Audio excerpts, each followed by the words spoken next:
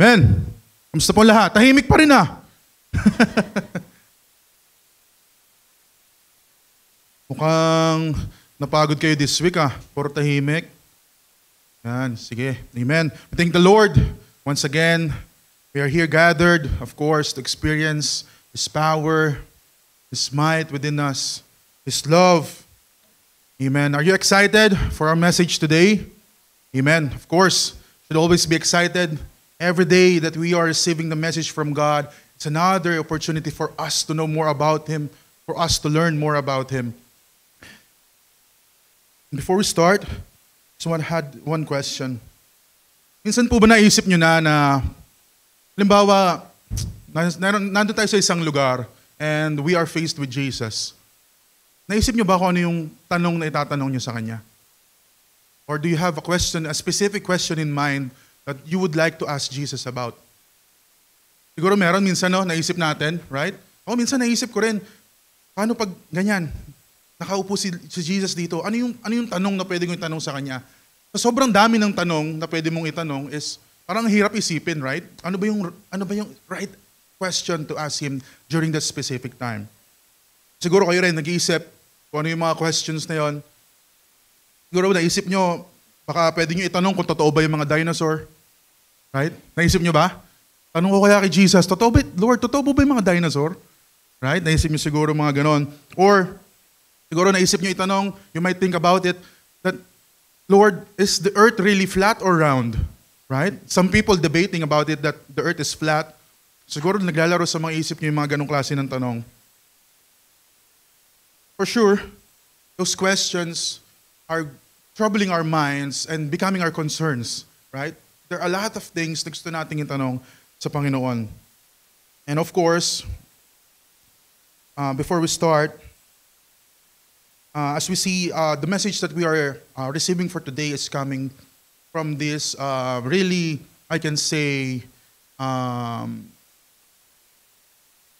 we can say that it's like, ano ba sabihin to sa, parang napaka well-known niya, this conversation that happened between Jesus and the Samaritan woman. Right? Kung mababasa niyo sa Bible, and then Samaritan woman asked Jesus a question, right? A very, sabihin natin parang, the start of their conversation, it starts with receiving the living water, right? Nisimula yung conversation nila. Then, nag-convey yung conversation nila into, parang sabihin natin, parang napaka-out of place naman nung tanong nung Samaritan woman na, saan ba talaga yung place for us to worship? Dito ba sa mountain na to or sa Jerusalem? So parang isipin natin, but parang ang layo naman ng tinalon ng tanong ng Samaritan woman about their conversation. Right? And bakit masasabi natin na during those times, parang napaka-big deal nung nangyari na yun na Jesus was speaking with a Samaritan woman. So just small background of that setting. During those times, after the death of King Solomon, yung kingdom of Israel has been divided into two, right? The northern kingdom and the southern kingdom. So the northern kingdom is centered in Samaria, and the southern kingdom was centered in Jerusalem. So ang nangyari is that during the exile or during the conquering of the Assyrians, nangyari nun is that the Assyrians conquered the northern kingdom, okay, deporting many Israelites and resettling foreigners on that place. So ang nangyari is that yung mga naiwan na Israelites nung time na yon, doon sa lugar na yon, is that parang nahaluan na sila ng mga ibang lahi, ibang races. So ang nangyari is that ang tingin sa kanila ng mga Jews is that hindi na sila pure. Yung race nila, yung religion nila, yung religious practices nila, and they considered it as a loss of religious and ethnic purity during that time. So that's why Samaritans and the Jews, they don't go along well with each other. So in fact, iniiwasan nila yung area na yon, yung dinaanan ni Jesus na yon. Umiikot sila para lang makarating doon sa kabilang side. But then, for all we know that Jesus did not came here para iwasan yung mga tao, right? Jesus came here for us to know the truth, for us to be saved. Okay? And on this verse that we have for our message today, we will see the beauty and the power and the awesomeness of the Lord Jesus. In this conversation, Jesus is breaking cultural and religious barriers and to define what is worship. So makita natin yung, kung mababasa natin yung conversation between Samaritan woman and Jesus, makikita natin na yung concern ng Samaritan woman is, yung ina-address niya na concern is, iba yung sagot na binigay ni Lord, iba yung sagot na binigay ni Jesus. Ibinigay niya yung mas mahalaga na bagay na kailangan malaman dun sa conversation nila. Okay? Of course, we are still in our theme for the month of November, From Warrior to Worshipper, and our message for today is entitled True Worship, coming from John 4:21 to 24. Okay, so for today we have 3 topics to look at. Characteristics of true worship. Number 1 is that true worship is not limited of place. Titingnan natin kung bakit. Why is it true worship is not limited by place? And number 2, true worship is about God. Makikita natin na ano ba yung dapat talagang nilalaman ng worship natin. And number 3 is true worship must be in spirit and in truth. Okay, these are the 3 topics that we are going to look at for today. And we will try to have a better understanding of what it really means of truly worshiping God and worshiping God in spirit and in truth. Siguro naging questions na rin sa atin yan. We are reading the Bible and we read this verse that Jesus mentioned that it's a must to worship God in spirit and in truth. So we'll try to have a better understanding of that one. And first topic is, true worship is not limited of place. From John 4:21 to 22. Let's read. Jesus replied, "Believe me, dear woman, it will no longer matter where you worship the Father, on this mountain or in Jerusalem. You Samaritans knew very little about the one that you worship, while we Jews knew all about him, for salvation comes from the Jews." Makikita natin, Jesus started this verse, sinabi niya, "Believe me, dear woman, the time is coming when it will no longer matter whether you worship the Father on this mountain or in Jerusalem." Kasi yun yung naging concern ng Samaritan woman eh. Tinatanong niya si Jesus, sabihin mo sa akin, saan ba talaga yung true place of worship para sa amin? Dito ba sa mountain na to, sa Gerizim, or doon sa Jerusalem? So she started asking this question, but then this is the reply, this is the answer that she got from Jesus. Sinabi ni Jesus, "Believe me, the time is coming, it will no longer matter whether you worship the Father here on this mountain or in Jerusalem." Sinasabi dito ni Jesus na the place where we worship God, it's not the most important thing about worship, or it doesn't even matter, right? So we are now living in this beautiful generation that we have the freedom to praise our Lord, our God, everywhere and anywhere we want. We are having that freedom through Christ Jesus. Okay? So Jesus is breaking cultural and religious barriers here in this verse. The Samaritan and the Jews had a long-standing debate over the right place of worship. The Mount Gerizim for the Samaritans and Jerusalem for the Jews. So yun yung nagiging debate nila long time na. Kaya naging concern ng Samaritan woman is, saan ba talaga? Yun yung concern niya eh. Naguguluhan siya kung saan ba talaga yung right place to worship. Right? But then ang gustong sabihin ni Jesus sa atin is that the place doesn't matter when you're worshiping God. There's a more important thing that you need to know, and you need to remember when it comes to worship. Jesus declares that true worship isn't tied to a place. Worship is not about a physical location. Our worship is not limited only when we are here on Sunday service, but about the condition of the heart. Right?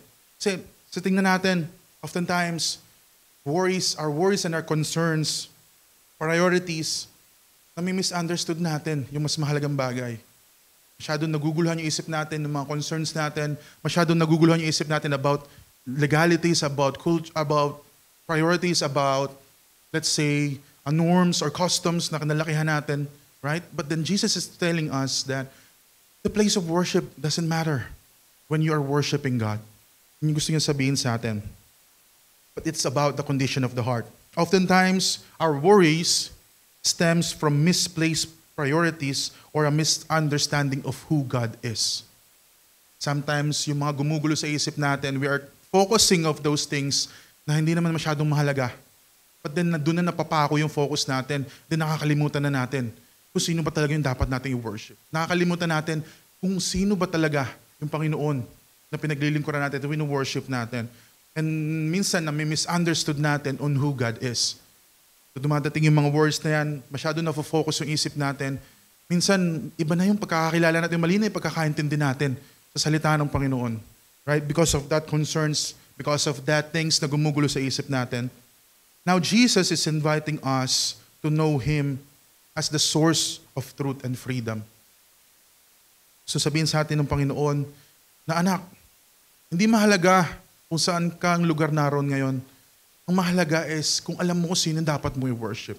The place is not important. We have the freedom to worship God through Christ Jesus. Right? God gave us His Son, His only begotten Son, our Lord Jesus, to die for our sins. That's why we now have this freedom, a direct communication with the Father because of Jesus. Kung iisipin natin, pwede lang ba ako mag-worship sa church? Pwede lang ba ako mag-worship sa loob ng bahay? Pwede lang ba ako mag-worship pag mag-isa ako? We have the freedom to worship God whenever we want, wherever we want. That's the freedom, that's the beauty that we had through Christ Jesus. Right? Hindi na tayo katulad nung mga tao nung araw na naguguluhan sila. Saan ba kami dapat mag-worship? Dito ba sa Mount Gerizim o sa Jerusalem? Saan ba talaga yung right place of worship namin? Masyado na napako yung isip nila doon, yet nakalimutan nila yung more important thing na kailangan nila maalala. That worshiping is about God. Worshiping is acknowledging God. Worshiping is knowing the truth about God. Then napako na isip nila na yung pag-worship ba namin is dapat nakadepende sa place? Right? And sometimes it happens. Sometimes we feel, parang napakadali naman mag-worship pag nandito tayo sa church setting, right? Parang napakadali mag-praise and worship pag magkakasama tayo tuwing Sunday. But then yet, let us always remember, yes, it's very important for us to have this corporate worship once every week. But then the remaining 6 days of your week, it's more important, or it's important that you are having your personal worship with the Lord. Hindi lamang po nalilimit yung pag-worship natin dito tuwing Sunday pag magkakasama tayo. Hindi lang nalilimit yung pag-worship natin pagka nandito tayo sa church setting. Even those 6 remaining days of the week, we should be giving that day worshiping our Lord, worshiping our God. That's the time when we do our personal worship, right? Our worship is not limited by place or time or situation. Our worship is not limited kung anong estado mo sa buhay. Our worship is not limited kung may pinagdadaanan ka man or wala. Our worship is not bound by any physical rituals or traditions. So minsan, nangyayari sa atin when we are going through something difficult. Minsan, nako-compromise yung pag-worship natin. Why? Because we're focusing on the emotion. Right? Masyado na-focus yung isip natin sa problema na dinadala natin, yet na-overcome na ng problema yung puso natin. Hindi natin magawang mag-worship. Parang ang pakiramdam natin is, why it's so difficult to worship God pag may pinagdadaanan ka? But yet, the truth that we should know, that our worship to God should not be limited or should not be controlled by our emotions. Our worship to God should not be controlled by the situation that we are going through. Kahit may pinagdadaanan ka, you can worship God. And you should worship God. Especially those times na may pinagdadaanan ka. Masyado tayo naguguluhan, masyado tayo na-overcome ng fear, masyado tayo na-overcome ng problem, nakakalimutan na natin si God. Nakakalimutan na natin i-worship siya. Right? True worship happens whenever we invite God into our hearts, be it at work, at home, or even in times of trial, especially in times of trial. It's very important for us to remember we should worship God every time, every day. And when we define worship, it's not just about singing. It's not just about dancing. It's not just about saying praise and singing here in this church. Worship is about devoting ourselves, our inner selves, our hearts, fully devoted and focused unto God. Even sa araw-araw natin, we can worship God. Sa trabaho natin, we can worship God. Sa bahay, sa alone time natin, we can worship God. Our worship in God is not limited in any way. Christ given us this freedom, and we should use it. We should use this freedom to worship God. We are given this beautiful time, this generation, na hindi na natin kailangan mag-travel ng malalayong lugar para lang makapag-worship. Hindi natin kailangan mag-alay ng kung ano para makapag-worship. Hindi natin kailangan magpatay ng mga hayop para makapag-worship sa Kanya. We are given this convenience, this freedom, and we should always remember na huwag tayong ma-confuse sa mga traditions or custom na dapat ba ganito, dapat ba ganyan, dapat ba itong sinusunod, dapat ba iyon. Right? We are having this freedom to worship God in everywhere we are, and anytime we want, we can approach God directly. Right? That's the beauty and that's the freedom that we had. Yes, it's very important. Again, I want to go back to it. It's very important for us having this corporate worship every Sunday. I want to remind each and everyone again that the remaining 6 days of our day, of our week, it's very important as well to worship God and dedicate it to worshiping God. Right? Sa lahat ng ginagawa natin, in everything we do, it should show and give back honor to the Lord and show worship to Him. Right? Minsan, yung mga problema natin, yun na yung na-worship natin. Dumadating yung time. Right? Masyado ka na overcome ng problem. Masyado ka na-overcome ng concerns mo. Hindi mo na mamalayan, yun na yung wino-worship mo. Yun na yung finofocusan mo ng isip mo. Yun na tinataas mo sa buhay mo na tuwing may makakausap ka, yung problema mo kaagad yung sineshare mo. Right? Nangyayari yan. And we Christians, we are not exempted of problems, trials, and difficulties. But then, we should always remember that we have a God that we can rely on. We have a God that we can talk to. We have a God that's listening to us. Right? Who deserves our worship 7 days a week, 24 hours a day. God deserves everything because He gave us the best. God gave us this eternal life through His Son. Marapat lang na ibalik natin sa Kanya yung papuri. Marapat lang na ibalik natin sa Kanya yung mga pasasalamat. Right? Because God deserves everything. Let's remember this verse. You are getting confused. May gumugulo sa isip nyo. Just remember this verse that our worship is not limited into a place or a physical sermon, a physical ritual or physical custom. Right? Our worship is not limited. Sabihin niyo sa katabi niyo, our worship is not limited. We can worship God anywhere, everywhere we are. Yun po yung beauty, mga kapatid, na binigay sa atin ng Panginoon. Through Christ Jesus, we have this freedom to approach Him, to have this intimate relationship with Him every day. Kailangan natin gamitin yun. Kailangan natin ma-experience yun sa buhay natin as a Christian. It's very important. Next, worship is about God. Sabi dyan sa John 4:23, but the time is coming, indeed, it's here now, when true worshiper will worship the Father in spirit and in truth. The Father is looking for those who will worship Him in that way. Sinabi dyan, when true worshiper will worship the Father. It's clearly mentioned in that verse that our worship is about God. Our worship should be about God. Oftentimes, it seems easier, right? Kakasama tayo dito. Parang ang daling kondisyon ng puso na mag-worship. Nakikita mo yung mga kapatiran mo na nag-worship din. Right? Napakadali. Pero pag tayo mag-isa na, andyan na naman yung problema ng buhay, bumabalik na naman sa atin. Nangyayari na naman is that yung focus natin, yung worship natin, sa iba na naman nakatungo. It's not God being the center of our worship anymore when we are overcome with the worries and troubles of this world. We are so distracted by a lot of things, our worries, our concerns in life crowding our minds, and without noticing it's not God anymore, we are worshiping. Focusing on your problems, it's like worshiping your problems. Kung araw-araw mo iniisip, yun na lang lagi laman ng isip mo. Lahat ng lumabas sa bibig mo about sa problem, right? It's not glorifying God. Magnifying your problem is not glorifying God. Or sometimes people follow too much rituals or customs that is not God the center of their worship anymore. Minsan masyado na naging legalistic. Kailangan sundin to, kailangan gawin to, kailangan ito, kailangan ganyan. Nawawala na yung essence ng pag-worship. The worship should be about God. It should be about recognizing Him, appreciating Him, focusing our minds on Him because of the good deeds that He's done for us, because of His love, because of His mercy, His grace towards us. Doon dapat umiikot yung pag-worship natin sa Panginoon at hindi sa kahit anumang bagay. Worshiping God in awe of His power, in awe of His mighty work within us, in awe of His sovereignty. Worshiping God with a repentant and a thankful heart. Kailangan natin ilagay sa isip natin lagi na dapat yung sentro ng pag-worship natin is about God, about His truth, about knowing His truth, naka-align sa Kanyang katotohanan na sinasabi ng Scriptures, sinasabi ng Bible, and through our Lord Jesus Christ.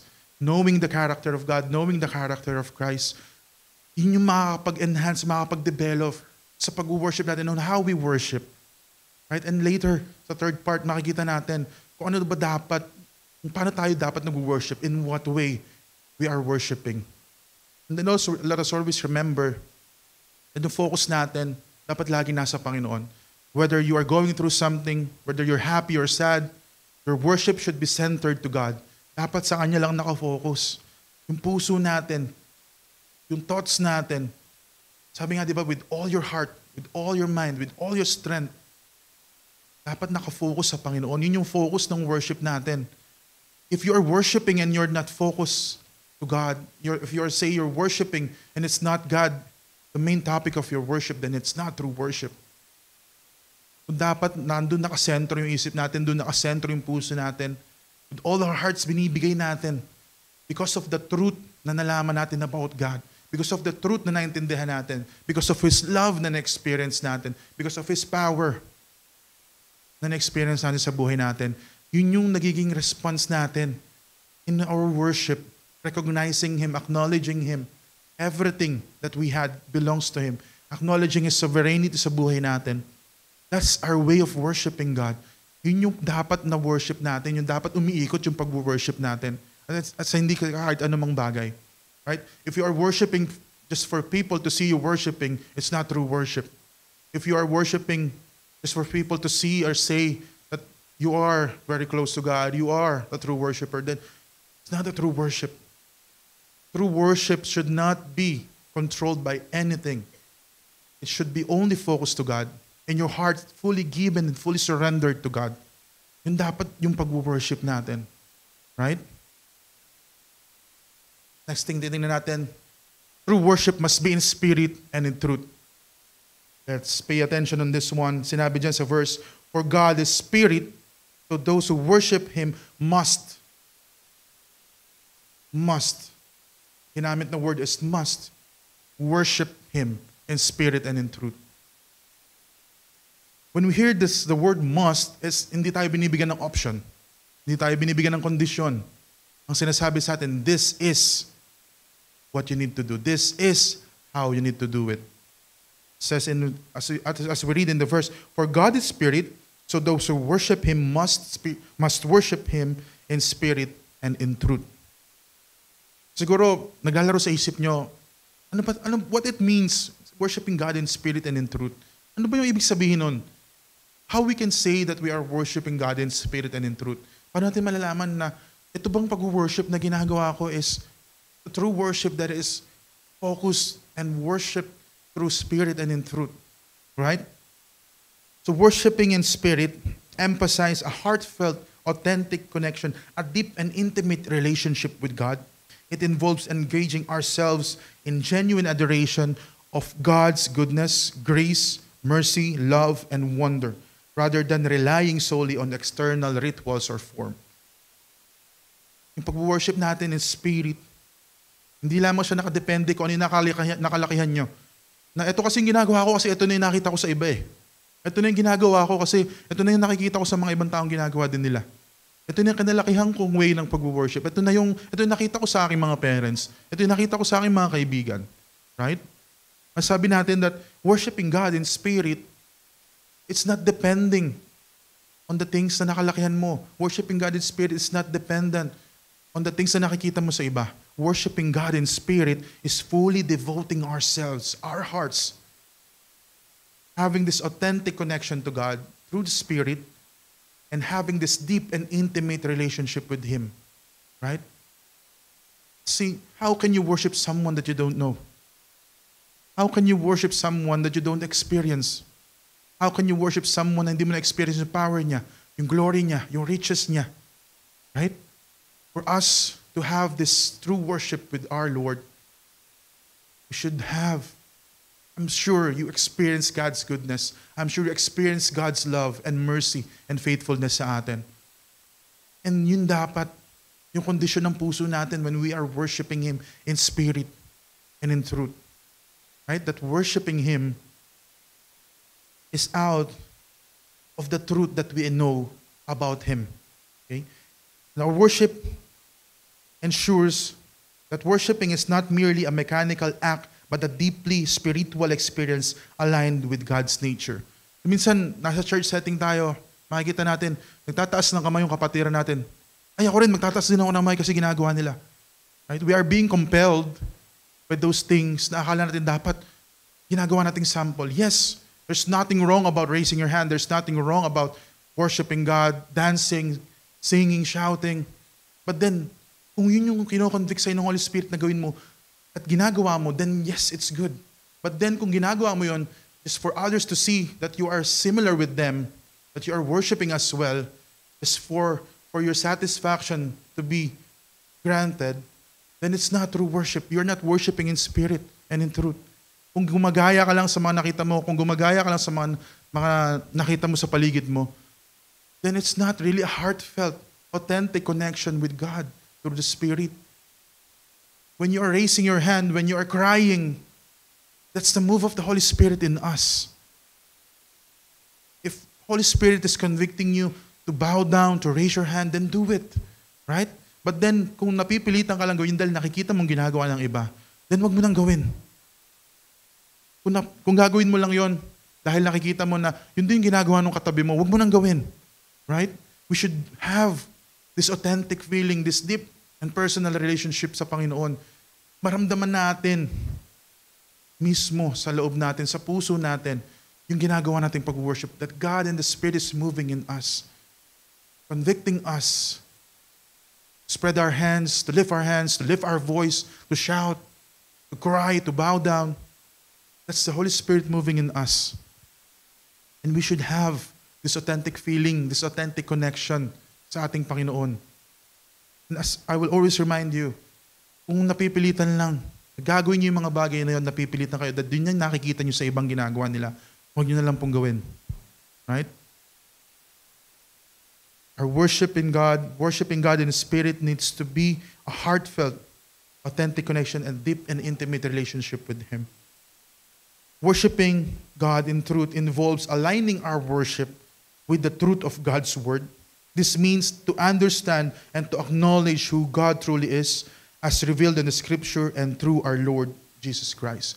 Hindi lang dapat in spirit yung pag-worship natin. Sabi dito sa verse, it's a must that we worship God in spirit and in truth. Our worship should align sa mga katotohanan na naintindihan natin about who God is through reading the Bible, through knowing the life of Jesus Christ. Yung truth na maintindihan natin, dapat naka-align dun yung pag-worship natin. Right? Hindi lang tayo basta nag-worship. We are worshiping, should be worshiping in spirit and in truth. Dapat sa katotohanan. The praise and worship songs that we are singing, yes, it's good. Maganda, masarap pakinggan sa tenga. But this praise and worship songs that we are singing, we are not singing it just to control our emotions, just to dictate our emotions. No. Hindi po natin kinakanta to para diktahan yung emotions natin na siya yung mag-take over sa pag-worship natin. We are singing these songs, we are singing these praise and worship songs to condition our hearts to be able to respond on the truth na naintindihan natin about God.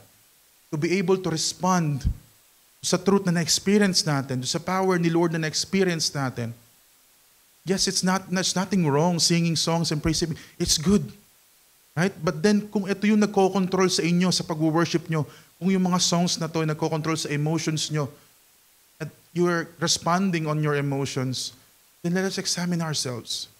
These songs that we are singing, we're preparing this in line with the Scripture, in line with God, in line with the truth, because we want to use these songs to condition our hearts, to prepare our hearts para mag-respond tayo, para mag-respond yung emotion doon sa truth na naintindihan natin about the song, sa sa truth na naintindihan natin about God, sa truth na naintindihan natin about the Bible.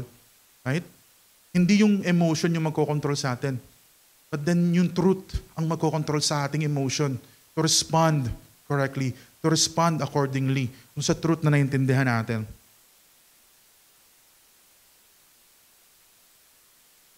God is being revealed to us in any way, in every way.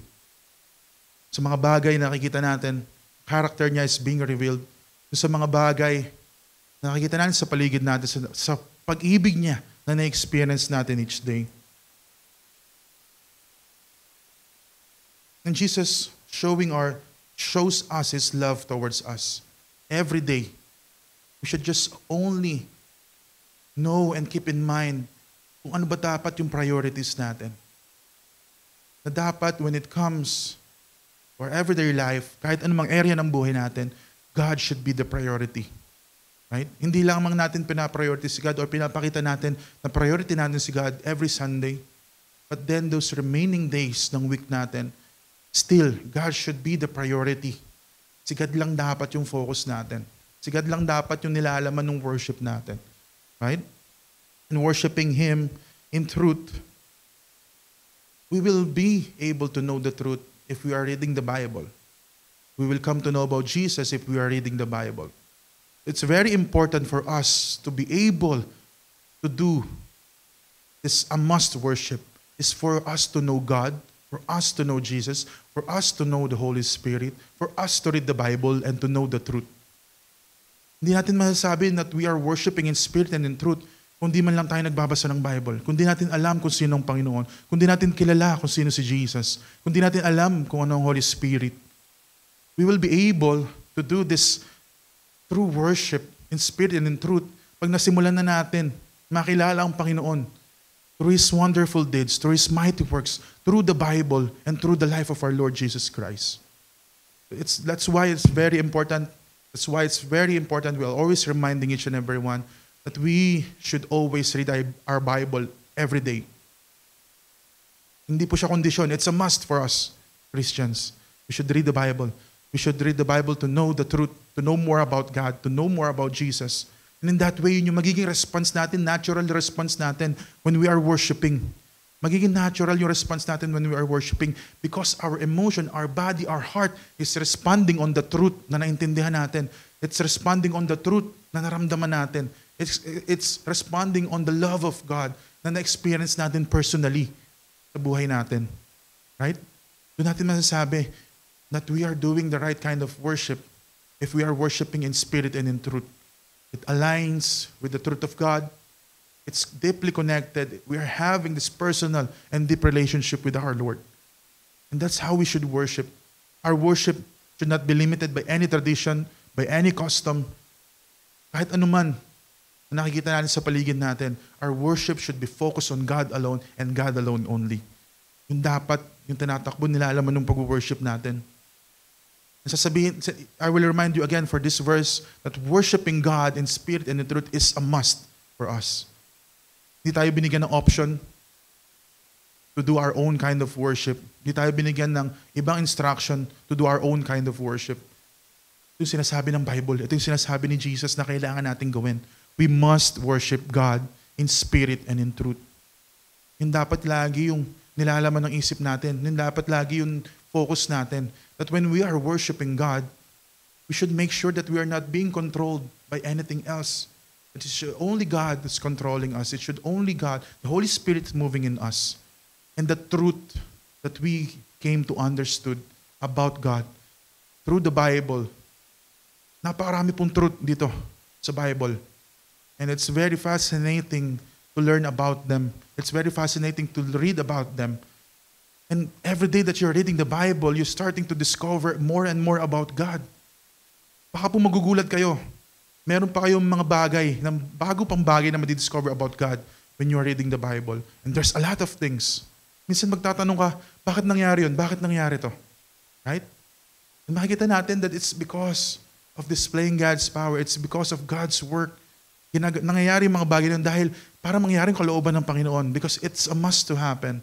Right? And reading the Bible, I can say it's very, very napakasaya po. Napakaraming magandang kwento. There's so much about the Bible that we need to discover. So that's why it's very important. I want to remind you again, let us read our Bibles every day. At yun yung maging goal natin each day, na makapagbasa tayo ng Bible. And I understood what Pastor is trying to say last week, na parang minsan, nag-aalangan na siya mag-remind sa atin na tapusin natin yung Bible kasi baka mangyari out of conviction, parang napipilitan lang tayo na tapusin. And tinatapos lang natin para lang masabi natin na natapos natin yung Bible. Huwag po tayong magkaroon ng ganong mentality. Right? Napakasarap po na matapos natin yung Bible na naintindihan natin kung ano yung nilalaman ng Bible. Naintindihan natin kung ano yung gustong iparating sa atin ng Panginoon through reading His Word. Kasi po sa bawat isa sa atin, God will reveal something very unique, very specific, very different. Maybe, ganito yung revelation sa akin ng Panginoon, maybe ganun yung revelation niyo sa inyo. It's very personal because yung relasyon natin sa Kanya is personal. Right? Reading the Bible is a form of worship sa Kanya. Studying His Word is a form of worship sa Kanya. Right? Instead of us focusing of problems, our concern each day, why not let's focus on reading the Bible and knowing and discovering about His truth, about His love, about His grace, about His mercy sa buhay natin. Right? In that way, minamagnify natin yung pangalan ng Panginoon, hindi yung problema. In that way, hindi natin nabibigyan ng pansin yung mga bagay na hindi naman mahalaga when it comes to our worshiping Him. And hindi natin makapansin yung mga ritual, yung mga tradition na kinalakihan natin about worshiping Him. The true worship comes from discovering the truth, knowing the truth about God, experiencing it personally, experiencing God personally sa buhay natin. Doon po dapat umiikot, naglalaro yung pag-worship natin. Doon dapat umiikot yung isip natin. Doon siya nagre-revolve. Yung focus natin dapat nandun lang. About God. About His goodness. About His wonder. And I'm sure that in every way, it may be different from all of us, but I'm sure that you had experienced God. Amen? Na-experience na po ba natin si God? Did we experience God's love, mercy? Yung pagising lang natin umaga, na-experience natin siya eh. Right? This blessing of another life para sa atin. Na-experience na naman natin yung mercy niya nung binangon niya ulit tayo sa ating mahigaan. Right? And that alone can be our source of worship para sa Kanya. Right? Having this understanding na Lord, Ikaw yung nagbigay ng buhay na to. You are the giver of life, O Lord God. You're the giver of strength, O Lord God. You're the source of everything, O Lord God. Dapat dun tayo nakafocus. Right? In everything, rather than pagising natin, sa isip agad natin, nag-message na ba yung due date ko? Nire-remind na ba ako ng mga bills na kailangan kong bayaran? Minsan dun agad tayo nakafocus eh. Kung ano-anong bagay agad yung naglalaro sa isip natin, at nakalimutan natin pasalamatan ng Panginoon. Nakalimutan natin siyang unahin sa buhay natin. We are so focused on these things na hindi naman mahalaga, nawawalan na tayo ng time mag-worship sa Kanya.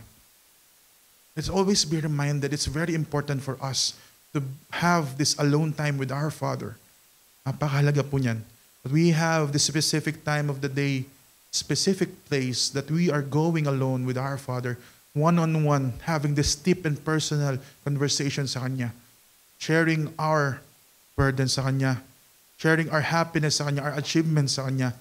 Just like how we communicate with our earthly fathers, what more we should communicate with our Heavenly Father? Na dapat sineshare natin sa Panginoon even if it's a sad story, a happy story. That's how a personal and intimate relationship should work. Right? Everything sineshare natin sa Panginoon. Yung achievements natin, dinededicate natin sa Kanya. So that's how we should love our God.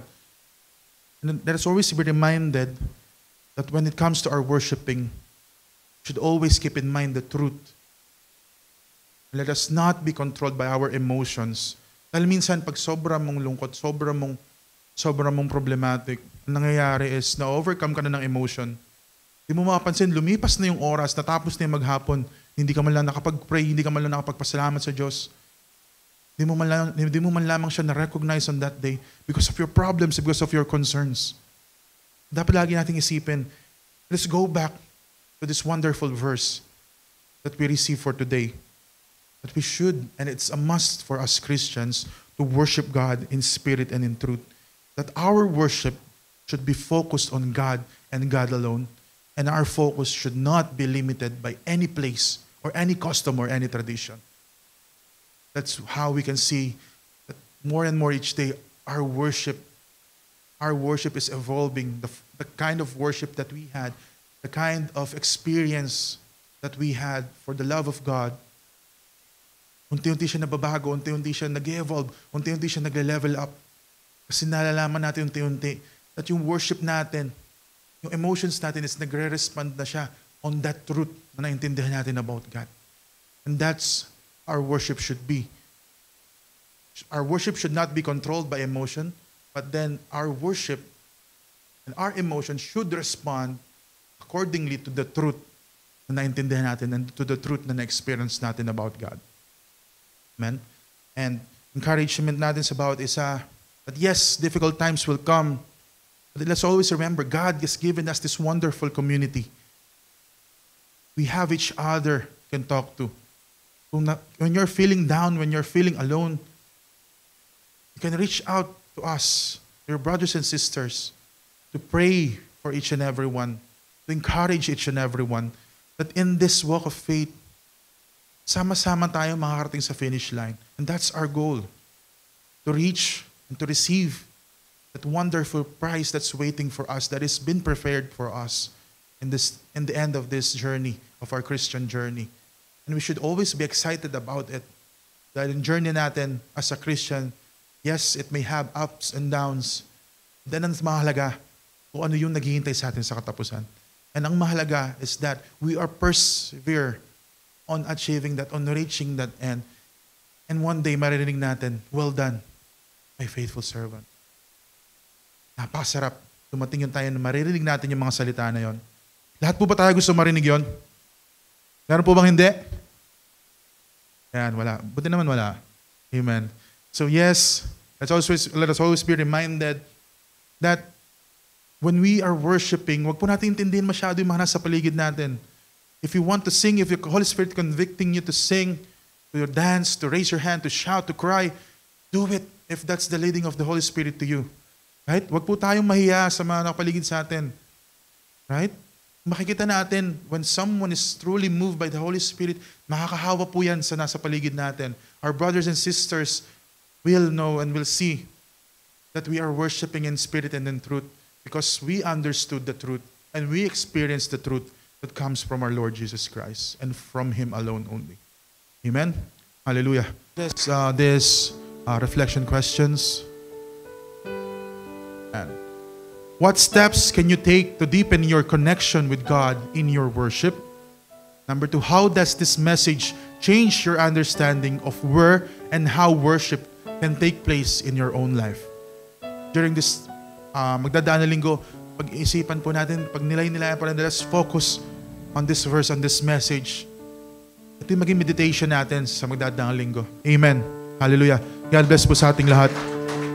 To God be the glory.